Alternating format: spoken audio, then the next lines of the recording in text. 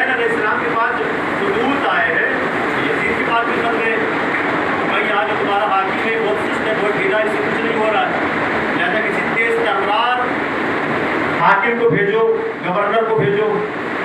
یزید اس پس و پیش میں تھا کہ کس کو بصرے کا، کس کو کوفے کا گورنر بنایا جائے۔ میری نظر میں میرے سپاہیوں میں تو کوئی ایسا ہے ہی نہیں، ایک حر تھا، حر کو میں نے حسین کے مقابلے پر بھیج دیا، باقی اور جتنے ہیں وہ کوفے میں ہیں۔ تو کوفے میں تو میں کسی کو جانتا نہیں، میں تو شام میں رہتا ہوں۔ غور کریے، چونکہ اس نے جب خط دیکھا تو جو اس کا مشاور تھا، یزید کا جو مشاور تھا، وہ مشاور جو ہے اس کا بھی تھا، معاویہ کا بھی تھا، یہودی مسلک کا مسلمان نہیں، نسلمان پڑے تو کیا نہیں۔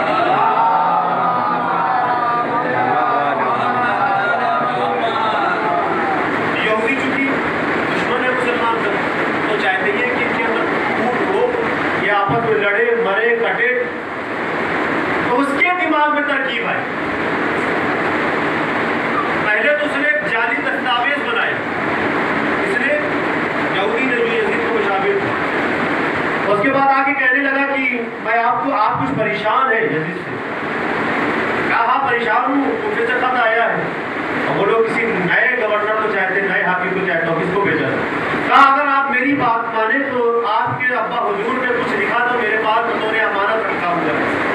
لیکن چالاکی دیکھیے، کہا کیا چونکہ اس کو بھی پتا تھا میرے ذات کے بارے میں مشابہ، کہا کیا لکھا تھا؟ کہا آپ کے جو ابا حضور تھے انہوں نے لکھا تھا کہ جب میں مر جاؤں میرے پاس کوئی ایسا معاملہ آئے کوفے کے لیے تو ابن زیاد کو کوفے کا گورنر بنا دیا جائے۔ ایک بات یاد رکھ کے چلیے گا، ابن زیاد اور یزید میں پٹتی نہیں، ابن زیاد اور یزید کی ابن زیاد بھی دیکھیں وہ بہت سی جو باتیں ہو جاتی ہیں وہ چھپ جاتی ہے۔ ابن زیاد بھی یزید کی خلافت کا قائل نہیں تھا، وہ کہہ رہا تھا کہ بندر باز آدمی، یہ شرابی آدمی یہ خلیفہ کیسے بن سکتا ہے؟ حالانکہ شرابی تو جتنے اتنے سبھی ایک سماعت فیض ہوتے آلے کا ہوا تھا۔ اب اس نے بطور امانت میرے پاس رکھا، جیسے سے کھا ہاں یار یہ بات تو صحیح ہے، آپ فوراً نامہ لکھو، کس کے نام؟ آپ مسئلے میں ابن زیاد کے نام۔ ابن زیاد نے جیسے ہی وہ نامہ پڑھا کہ یہ کیا معاملہ آ گیا کہ ہم کو حسین ابن علی کے خلاف کھڑا کیا جا رہا ہے۔ ایک نوجوان جو ایسا نوجوان ہے کہ جس کو نہ شریعت پتہ ہے نہ دین پتہ، یہ اقتدار چونکہ حکومتی معاملات آپ نہیں کرے گا تو وہ پاور میں آ گیا ہے، 36 ملک کے لوگ اس کی بیعت کر چکے ہیں، وہ پاور میں آ گیا ہے، ڈاٹا تو کیا نہ کرتا۔ اس طریقے سے ابن زیاد کہاں پہنچا ہے؟ کوفے پہنچا ہے۔ اب تھوڑا سا سلمان پریز ہوتے آلے محمد ہو جائے۔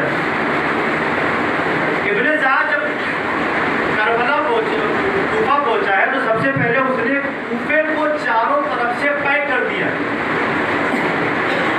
گلی کوچے جتنے تھے سب پہ ناکہ بندی، ہر جگہ سپاہی پڑے ہوئے، نہ کوئی باہر کا اندر آ سکتا نہ کوئی اندر کا باہر آ سکتا۔ کیوں؟ سفیر حسین مسلم کی تلاشی ہو، مسلم کہاں پہ؟ جناب مسلم کا معاملہ آپ نے سن لیا، شہید کر دیے، اللہ دشمنوں پر لعنت کرے۔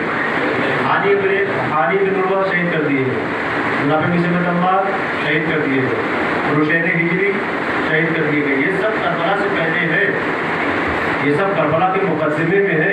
مسلم عمار 22 ذی الحجہ کو شہید ہوئے، رشید ہجری 26 ذی الحجہ کو شہید ہوئے۔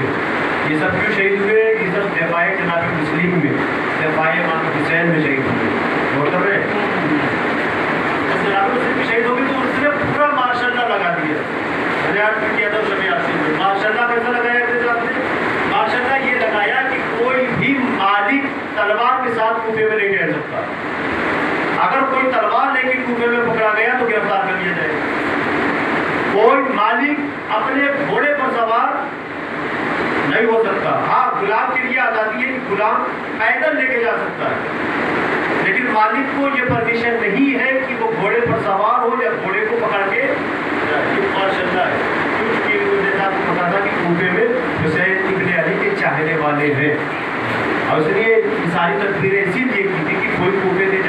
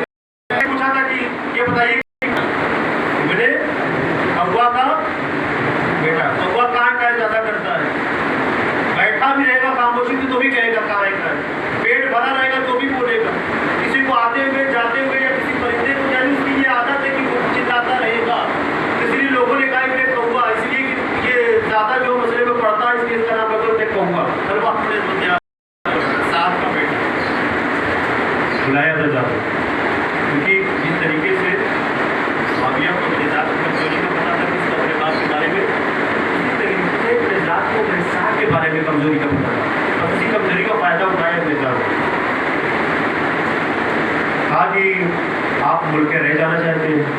اس سے عمر صاحب سے ہاں میری خواہش ہے، میری تمنا میں اپنے بال بچوں کے ساتھ ملک کے رہے اور ملک کے رہے تہران خوبصورت شہر جانا چاہتا ہوں، میں وہاں کا حاکم بننا چاہتا ہوں، میری بیوی وہاں کی ملکہ بنے گی۔ کہا میں نے تمہاری سفارش جو ہے لکھ دی ہے ملک کے رہ کے لیے، اس کے بعد یزید کے پاس، لیکن ایک شرط ہے۔ کیا شرط ہے؟ کہا تم کو حسین ابن علی کے اپوزٹ جانا۔ معاملہ جو ہے دیکھ لیے عمر کے ساتھ بھی ٹھہرا، بھائی معاملہ تو بڑا گمبھیر ہے، حسین ابن علی نواز رسول کا معاملہ ہے، لیکن ایک طرف اس کی دلی خواہش ہے کیا ہے؟ ملک کے رہ مل جائے، جگہ پہ جا ایک دن کا ٹائم دیتی ہے، آپ غور فکر کر لو، ہمارا ہی نام میں نے پیش کیا ہے، یہ چالاکی کی وجہ، کیونکہ بھیجا وجہ نہیں تھا، بھیجا وجہ اپنے گھر پہ آیا، میرے ساتھ گھر پہ اس کا دوست رہتا تھا، وہ کربلا میں شاید نہیں آیا تھا، اس نے کہا کہ بتاؤ کیا مشورہ دیتے ہو، جاؤں کہ نہ جاؤں؟ اس نے کہا کہ مجھے وہ بات یاد ہے، کیونکہ وہ بڑا تھا۔ کہا کون سی بات یاد ہے؟ کہا جب تم اپنے باپ کی گود میں بیٹھے ہوئے تھے رسول اللہ کے زمانے میں، اور رسول اللہ نے تم کو دیکھ کے گریہ کیا، اور اس لیے گریہ کیا؟ کہا تمہارے باپ ساتھ سے بتایا تھا کہ یہ تمہارا بچہ جو ہے میرے نواسے کو قتل کرے گا۔ بتانے کا تو وہ اب کی بات ہے، اب کی بات کچھ اور ہے۔ کہا نہیں، اگر جانا چاہتے ہو تو ارادہ ترک کر دیں، اس لیے کہ تم جہنم میں جاؤ گے۔ ملکے رہے دوسرے دن آیا، ہاں میں جاؤں۔ کہا ٹھیک ہے، پھر اپنا لشکر لے کے کربلا میں پہنچے۔ دوسرے دن جو ہی محرم کی صبح وہ نکلا ہے، کوفہ اور کربلا، ایڑ لگاؤ گھوڑے کو، ایڑ لگاؤ، کوفہ آ گیا۔ کربلا سے گھوڑا لے کے تم آؤ کوفے کے لیے، ایڑ لگاؤ، کوفہ آ گیا، یعنی زیادہ فاصلہ نہیں تھا۔ اب صبح جب وہ اپنے لشکر والوں کے ساتھ نکلا ہے تو کیا کہنا ہے لشکر والوں سے؟ اے خدا کے سپاہیوں سوار ہو جاؤ اور جنت میں داخل ہو جاؤ۔ وہ اپنے حساب سے اپنے والوں کے لیے صحیح کہہ رہا تھا، لیکن میں ایک جملہ آگے بول دوں کہ یقیناً وہ جنت میں جاتا اگر اس کو بصیرت ہوتی، اگر اس کو معرفت ہوتی، اگر امام حسین علیہ السلام کی بصیرت ہوتی تو وہ تو اس طریقے سے میرے ذات میں فائدہ اٹھایا اور میرے ساتھ تھا۔ اور دو محرم کو حدیث نے کیا کہا؟ خیمے ہٹائے گئے۔ 7 محرم 8 محرم تک تو یہ بھی امام حسین علیہ السلام کے سامنے جواب نہیں کرتا ہے، بار بار کے ساتھ لکھتا تھا ہاں ہاں اپنی طرف سے، کیونکہ امام حسین کہتے بھی نہیں تھے ہاں ہاں میں نے حسین سے بیعت کر لی ہے، حسین راضی ہو گئے اور کسی دن جو یزید کی بیعت کا اعلان کر دیں گے اور اس کے بعد وہ چلے جائیں گے، وہ یزید کی بیعت میں آ جائیں گے، یہ اپنی طرف سے نہیں کرتا تاکہ اپنے ساتھ وہاں پہ کوئی رہے، میرے ساتھ شادی چالا اسے تیسری بار بلائے شیو ہے۔ ایسا ہے کہ میرے عمر صاحب تو بھیجا ہے لیکن عمر صاحب مشن میں کامیاب نہیں، میں تجھے 2 چیزیں دیتا ہوں۔ پہلی بات تو یہ کہ کربلا جا، جو بھی تجھے ملے لے کے جا، جیسے بھی ہو، حملہ کرنے والے، قتل کرنے والے، غارت کرنے والے، سب کو لے کے جا۔ اور عمر ابن سعد سے کہے کہ حسین ابن علی کی سرزد کو جدائی کرو۔ یاد رکھنا اگر ذرا سا بھی عمر ابن سعد ڈھیلائی کرے تو عمر ابن سعد کی سرزد میں جدائی کر کے سردار ہو جائے۔ یار باقی دن کے جاتے شیو معلوم ہے، شیو ایسے ایسے لوگوں کو دے کے گیا تھا کہ جو جانتے ہی نہیں تھے کہ انسان کو، جن کا معاملہ صرف یہی رہتا تھا کہ مارو مرو، قتل و غارت کرو، ظلم و ستم کرو، ایسے ایسے بد کردار شتروؤں کو لے کے گیا تھا۔ اس لیے دیکھیے میں مسائل پر آ گیا، اسی لیے امام حسین علیہ السلام کی جو لاش پامالی کی گئی ہے نا، یہ تو سب ظلم کرنے والے، لیکن اس معاملے میں اچھے اچھے ظلم کرنے والے پیچھے آئے، صرف 10 لوگ آگے بڑھے۔ صاحب تمدن صاحبہ نے لکھا جب ان کی معرفی کی گئی، ان کی شناخت کی گئی تو 10 کے 10 ولد الزنا، معروف ولد الزنا تھے، معروف ولد الزنا تھے۔ انہوں نے کہا تھا کہ ہم اس کام کو پورا کریں گے۔ معلوم ہے جب پہلی بار لاش امام حسین علیہ السلام کو پامال کیا گیا ہے نا، تو چونکہ ابن سعد نے کہا تھا کہ حسین کی لاش کا بھی نام و نشان نہ رہے، تو ابن سعد آیا اور آ کے کہنے لگا لاش تو پامال ہوئی ہے لیکن میں دیکھ رہا ہوں کہ ٹکڑے زمین پر بکھرے ہوئے ہیں، اس کو بھی زمین میں ملانا ہے۔